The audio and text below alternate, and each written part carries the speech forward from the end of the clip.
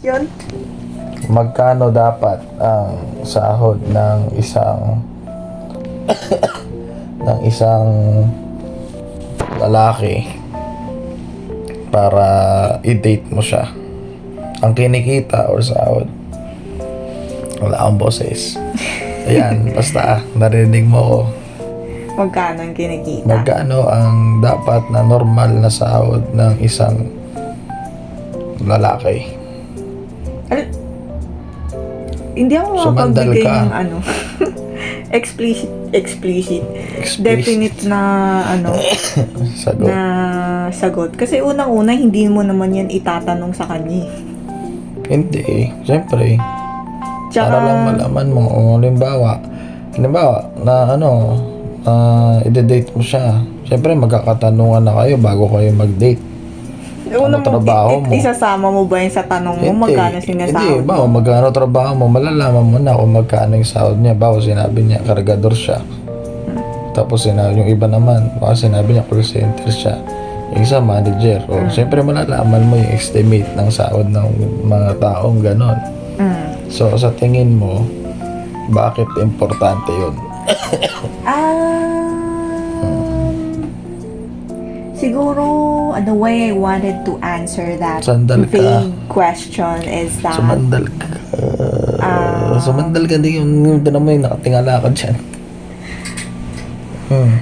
siguro ang isasagot ko dyan, siguro ka-level na lang ng kinikita ko. Bonus na lang siguro kapag mas malaki ang sahod niya sa akin. Bakit? Kasi I'm earning my own For me, hindi importante siya syempre for a living. Unang-una sa lahat. Pero kung kung i-date mo man, for sure naman hindi naman yun unang-unang mong titingnan Malalaman mo na lang siya throughout. Alin? Vice versa. Kung tatanungin naman, importante ba sa pananaw ng lalaki na may trabaho din ang babae? Sa panahon ngayon, dapat meron. Kung wala man, dapat marunong magtrabaho. Bawa, nakilala mo siyang walang trabaho, pero nakapagtrabaho siya, so marunong siya magtrabaho. So para pag if ever na kailangan niya magtrabaho, marunong siya magtrabaho kaysa dun sa wala siyang alam. Diba? Kasi pwede naman na ako lang yung may trabaho. Pero, siyempre, hindi naman big deal sobrang big deal na pag walang trabaho yung babae. Ang big deal kung walang alam yung babae.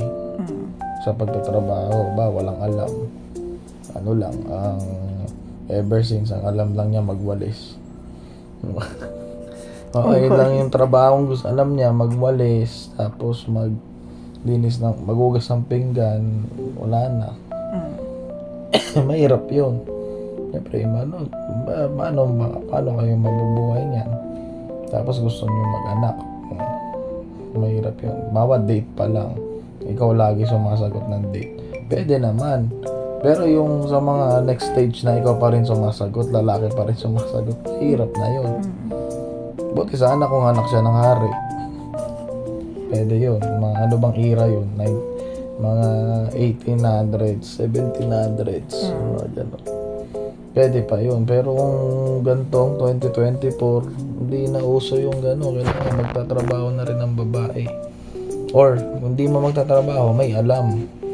Para may alam magnegosyo o kumita ng maliit. Tsaka unang-una, ayun pala, balik dun sa tanong kanina. Unang-una, hindi naman yun yung una mo talagang alamin Yung magkano siya sahod. Tsaka hindi pa kayo conjugal property para ma-share yung ganong information. Hello? Hindi, yun nga. Kumbaga, matik yun. Kumbaga parang... Pag naipag-date ka, na-curious ka sa tao or at some point gusto mo siya pero hindi mo pa alam dapat yung magkano sinasahod mo. Oo. May kaya ka ba? Kaya ikaw ba'y galing parang sa marangyang pamilya? Hindi naman sa mali na magbigay ka ng standard mo yun Pero it's rude sa other To end. us. Sa, Magkano dun sa- sahod mo? sa Tapos bukas hindi tinanong na mo. tayo magkikita. Sa tinanong mo, hindi pa naman kayo conjugal, nagde-date pa lang kayo. If he can produce or she can produce, walang masama. Pero kung lahat ng date niyo iaasa mo sa kanya, or mapababae man o palalaki, parang ano naman. Siyempre, ano na kayo, give it. Sa panahon ngayon, hindi na uso yung puro lalaki na lang. Dapat, you should have, you should earn your own money. Kasi paano pag nasanay ka doon sa lalaki, tapos naghiwalay kayo, kawawa kang babae ka. Oo, hindi. Dapat marunong ka mag-work. Ay, marunong ka mag-work. You know how to earn your own money.